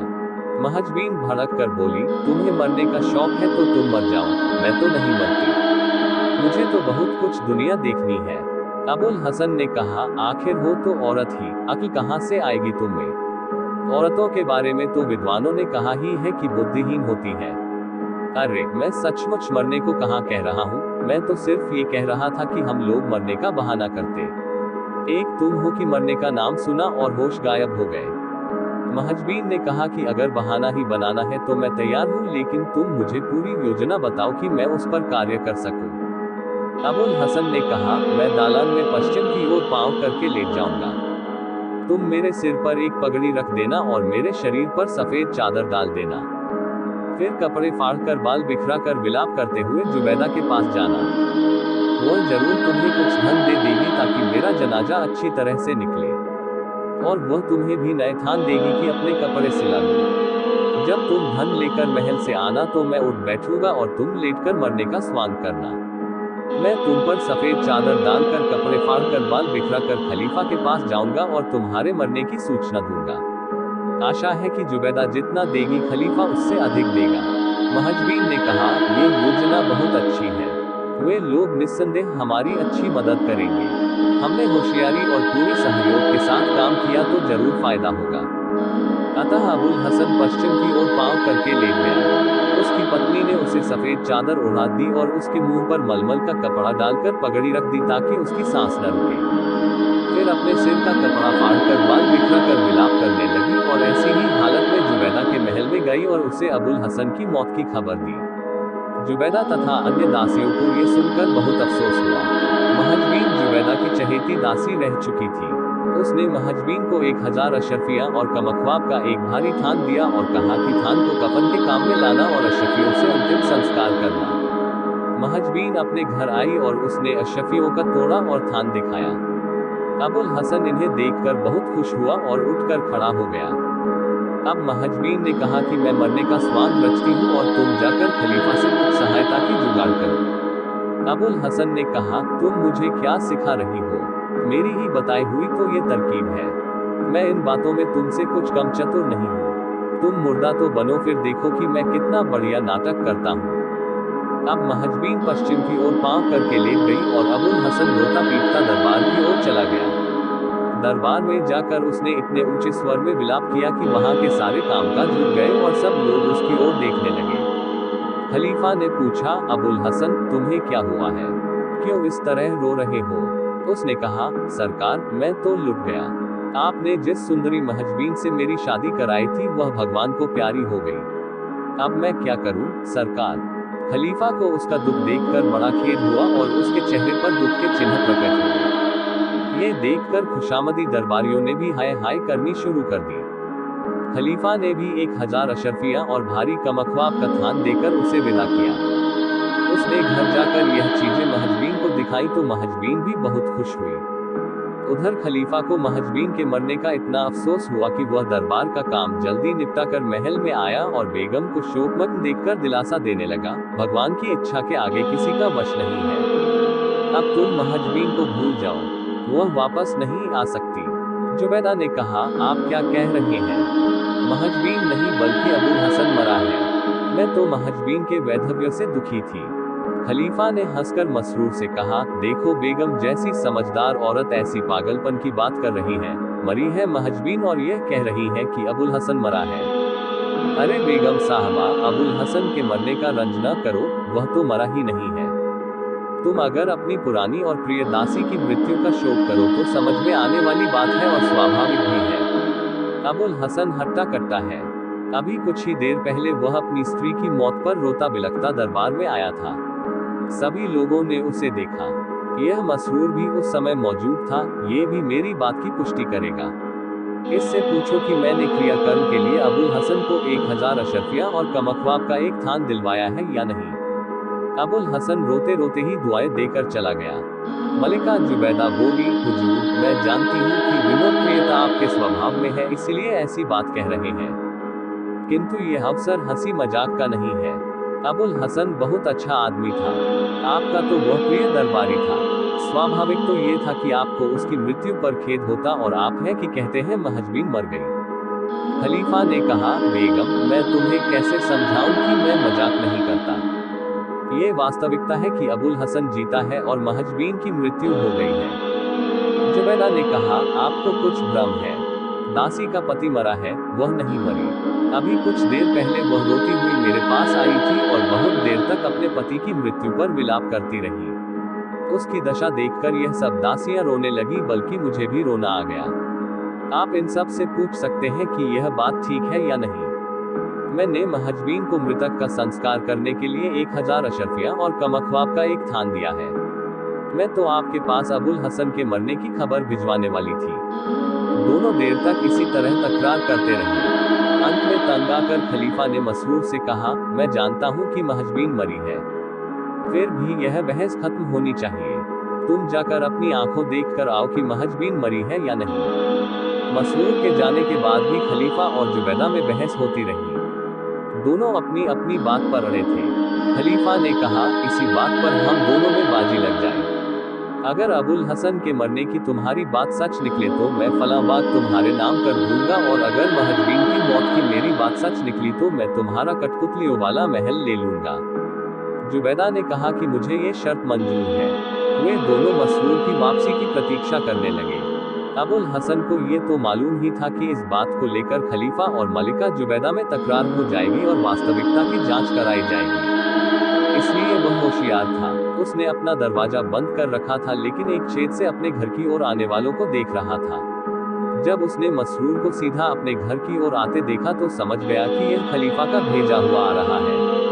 उसने महजबीन से कहा, जल्दी से एक बार फिर मरने का नाटक करो। महजबीन पश्चिम की ओर पांव करके लेट गई और अबुल हसन ने उस पर खलीफा का दिया हुआ कमकवाब का थान डाल दिया और दरवाजा खोलकर उसके सिरहाने अपनी आंखों पर रुमाल रखकर बैठ गया।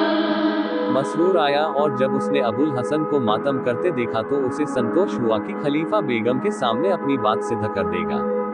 अबुल हसन उठा और आदर पूर्वक उसके हाथ चूम कर कहने लगा, आप देख रहे हैं कि मुझ पर कैसा पहाड़ टूटा है। महजबीन जैसी स्त्री मुझे कहाँ मिलेगी। आप तो खुद उसे अच्छी तरह जानते थे। मसरूर की आंखों में भी आंसू आ गए। उसने महजबीन के सिर की ओर का कफन उठाकर उसका मुख देखा। महजबीन ने सांस रोक ली। मसरूर ने उसका मुंह फिर ढक कर कहा, भाई, भगवान की मर्जी में कौन दखल दे सकता है। महजबीन को मैं अपनी बहन की तरह चाहता था और मुझे उसकी मृत्यु पर बड़ा दुख है। कुछ देर बाद वह बोला, स्त्रियों में बुद्धि नहीं होती। अब ये देखो कि मलिका जुबैदा जैसी औरत इस बात पर अड़ी हुई है कि तुम मरे हो, महजबीन जीवित है। वह देर से इस बात पर खलीफा से झाए झाए कर रही है। मैं तो जानता ही था कि महजबीन मरी है, क्योंकि मेरे सामने तुम दरबार में रोते पीटते आए थे और मैंने इस बात को कहा भी। लेकिन जुबैदा फिर भी अपनी बात पर अड़ी रही तो खलीफा ने मुझे भेजा कि तथ्य का पता लगाऊं। अब मैंने जो देखा है वह कहूंगा और खलीफा को सच्चा साबित करूंगा। अबुल हसन बोला, खलीफा को भगवान चिरायु करे। उनकी मुझ पर बड़ी कृपा रही है। उनकी बात सही साबित करने को मैं खुद ही महल में जाता, किंतु बार बार मुर्दे को घर में छोड़कर कहां जाऊं। मसरूर ने कहा, तुम्हें खलीफा के पास जाने की जरूरत नहीं है। महजबीन का मुर्दा चेहरा मैंने खुद देखा है और यही कहूंगा। अगर मुझे खलीफा को इस मामले की आंखों देखी सूचना न देनी होती तो मैं स्वयं यहाँ बैठता और तुम्हारे दुख में सम्मिलित होता, लेकिन मजबूरी है। मैं अब चलता हूँ। अबुल हसन ने उठकर दरवाजे तक मसरूर को पहुंचाया।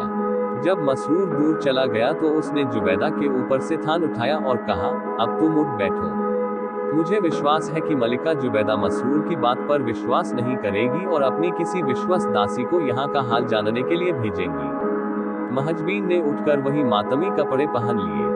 दोनों दरवाजे के छेदों से बाहर देखते रहे कि देखें अब कौन अंदर आता है ताकि उसके अनुसार कार्य करें। मसरूर ने महल में पहुंचकर कहा, वही बात है जो मैं कहता था, महजबीन मरी है। खलीफा ने ये सुनकर जोरों से ठहाका लगाया और कहा, बेगम साहिबा, आप शर्त हार गई हैं, अब कठपुतलियों का महल मेरे हवाले कीजिए। मसरूर भी हंसने लगा। जुबैदा का चेहरा लाल हो गया। खलीफा ने मसरूर से कहा, पूरा हाल बताओ। मसरूर ने कहा, हे पृथ्वी पालक, मैं पहुंचा तो देखा कि घर का दरवाजा खुला है। अबुल हसन मुर्दे के सिरहाने बैठा आंसू बहा रहा था। महजबीन दालान के बीच पड़ी थी और आपका दिया हुआ कमकवाब का थान उसके ऊपर पड़ा था। मैं लाश के पास पहुंचा और उसके सिर की तरफ से कफन उठाकर देखा। महजबीन की सांस बंद थी और चेहरा पीला पड़ा था और कुछ सूजा भी था। मैंने फिर से कफन उसके मुंह पर डाल दिया और कुछ देर बैठकर चला आया। मुझे महजबीन के मरने से कोई संदेह तो पहले भी नहीं था, किंतु आपके कहने से गया तो अपनी आंखों से देखकर आया हूं कि महजबीन मर गई। खलीफा ने जुबैदा से कहा, अब तो तुम्हें अबुल हसन के मरने का संदेह नहीं होना चाहिए, मसरूर अपनी आंखों से देखकर आया है। जुबैदा ने कहा, मुझे इस हबशी के कहने पर बिल्कुल विश्वास नहीं है। मैं न अंधी हूँ न पागल, मैंने खुद यहाँ महजबीन को विलाप करते देखा है। मैं कैसे मान लूं कि वह मरी है और उसका पति जिंदा है। मसरूर बोला, मालिक, मैं खलीफा और आप दोनों ही की कसम खाकर कहता हूं कि मैंने जो कुछ कहा है सच कहा है। जुबैदा ने दांत पीसकर कहा, मसरूर मियां, मैं तुम्हारा झूठ साबित करूंगी। अपनी विश्वस्त दासी को भेजकर असलियत का पता करूंगी। फिर उसने उपस्थित दासियों से पूछा, सच कहो कि खलीफा के शुभागमन के कुछ पहले कौन मेरे पास रोता और बाल नोचता आया था? उन सबों ने एक स्वर से कहा कि महजबीन आई थी। फिर जुबैदा ने अपनी भंडारिन से कहा, मेरे कहने पर तुमने किसे कमकवाब का थान और 1000 अशरफियां दी थी? उसने कहा, महजबीन को। जुबैदा ने दांत पीसकर कहा, झूठे हबशी, अब बता कि तू क्या कहता है? ये सब दासियां क्या कह रही हैं? क्या ये सब झूठ है और उनके साथ मैं भी झूठी हूँ? मसरूर तो जुबैदा का क्रोध देखकर चुप हो रहा, लेकिन खलीफा ने हंसकर कहा, विद्वानों ने स्त्रियों को बुद्धिहीन कहा है सो ठीक ही कहा है। तुम ये तो देखो कि मसरूर खुद अपनी आंखों से महजबीन की लाश देखकर आया है और अबुल हसन को इसने उसके सिरहाने बैठकर रोते देखा है। अब भी तुम्हें विश्वास क्यों नहीं होता? जुबैदा ने कहा, मसरूर पर मुझे विश्वास कैसे हो? वह तो आपकी सी ही कहेगा। अनुमति हो तो मैं भी अपनी एक विश्वस्त दासी भेजकर पता लगाऊं। खलीफा ने अनुमति दे दी। उसे विश्वास था कि दासी मसरूर के वक्तव्य का समर्थन करेगी और फिर जुबैदा को विश्वास हो जाएगा। जुबैदा ने एक बूढ़ी दासी को, जिसने जुबैदा को दूध पिलाया था, अबुल हसन के घर वास्तविकता का पता लगाने के लिए भेजा और कहा, तुम आकर निर्भय होकर जो देखा है सच सच कहना, मैं तुम्हें इनाम दूंगी। बुढ़िया जुबैदा और खलीफा को अभिवादन करके अबुल हसन के घर को चल दी। अबुल हसन दरवाजे की सेंध से देख रहा था। दूर से बुढ़िया को आते देखा तो समझ गया कि यह जुबैदा की भेजी आ रही है। उसने अपनी पत्नी से कहा, अब मैं मरने का स्वांग करता हूँ और तुम मातम का स्वांग करो। वह दालान में लेट गया और महजबीन ने उसके मुंह पर पगड़ी और शरीर पर जुबैदा का दिया हुआ थान डाल दिया। जब बुढ़िया दासी उनके घर पहुंची तो उसने दरवाजा खुला पाया और देखा कि महजबीन उसी प्रकार बाल बिखराए कपड़े फाड़े छाती पीटते हुए महाविलाप कर रही है। बुढ़िया ने उससे कहा कि मैं तुम्हारे मातम में शरीक नहीं हो सकूंगी क्योंकि मुझे दूसरे काम को भेजा गया है। महजबीन ने उसकी बात अनसुनी कर दी जैसे बहुत दुख में हो और बोली, हाय अम्मा, मेरा दुर्भाग्य तो देखो। खलीफा और मलिका ने कितने चाव से हमारा विवाह कराया था, लेकिन मेरा सुहाग 2 दिन भी नहीं रहा। फिर वह छाती पीटकर चिल्लाने लगी, अबुल हसन, तुम मुझे छोड़कर कहाँ चले गए? तुम्हारे बगैर मैं क्या करूंगी? मुझे किसके सहारे छोड़े जा रहे हो? बूढ़ी दासी ने देखा कि यहाँ तो जो कुछ है वह मसरूर के कथन से उल्टा है। उसने कहा, खुदा की मार पड़े उस मुए मसरूर पर। उसने झूठ बोलकर खलीफा और बीवी में झगड़ा डलवा दिया। फिर उसने महजबीन से कहा, बेटी, तुमने और कुछ सुना है? वह नालायक हबशी मसरूर खलीफा से क्या कह रहा था? उसने कहा कि तुम भगवान न करे मर गई हो और अबुल हसन तुम्हारी लाश के सिरहाने बैठकर आंसू बहा रहा है। इस बात पर जुबैदा बीवी क्रुद्ध हुई और उन्होंने मुझे यहाँ भेजा। महजबीन रोकर बोली, अम्मा, काश मसरूर का कहा हुआ सच होता। रनरापे से तो मौत कहीं अच्छी है। हाय, अब मेरे जीवन में भी क्या रखा है। ये कहकर वह फिर बुक्का फाड़ कर रोने लगी। बुढ़िया भी उसके साथ मिलकर रोने लगी। इसी विलाप के बीच उसने चतुरता से अबुल हसन के मुंह से पगड़ी उठाकर मुंह देखा और रोती हुई बोली, अबुल हसन, भगवान तुझे स्वर्ग भेजे और तेरी आत्मा को शांति दे। तू कितना भला आदमी था। फिर महजबीन से कहने लगी, अच्छा बेटी, खुदा हाफिज। मैं तो चाहती थी तुम्हारे साथ बैठकर मातम करती रहती, किंतु कुछ ऐसी विवशता है कि तुम्हारे यहाँ अधिक नहीं ठहर सकूंगी। जुबैदा बीवी मेरी राह देख रही होंगी। इस झूठे मसरूर ने उन्हें नाराज कर रखा है। उस बेशर्म ने उन्हीं की कसम खाकर कहा है कि तुम मर गई हो और तुम्हारा पति जीवित है, जबकि मैं देख रही हूँ कि वह मरा पड़ा है और तुम उसकी लाश पर रो पीट रही हो। ये कहकर वह आंसू पोंछती हुई चली गई। अबुल हसन भी उठ बैठा और दोनों दरवाजे बंद करके उसकी सेंध से देखने लगा कि देखिए अब क्या होता है। साथ ही वे सोचने लगे कि अब इस झूठ को किस प्रकार निभाया जाए। पैसा तो मिल गया, किंतु खलीफा और जुबैदा तो बुरी तरह पीछे पड़े हैं। उधर बुढ़िया अपनी कमजोरी के बावजूद पांव घसीटती हुई महल को गई। वह जुबैदा के कमरे में पहुंची और उसे बुलाकर सारी बात बताई। उसने कहा, मेरे साथ आओ और सारी बात खलीफा के सामने बताओ। मसरूर कुछ कुछ बैठा था कि दासी वही कहेगी जो मैंने कहा है।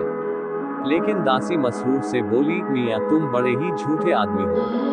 तुमने कैसे यहाँ सबके सामने कहा कि महजबीन मर गई है और अबुल हसन जीवित है।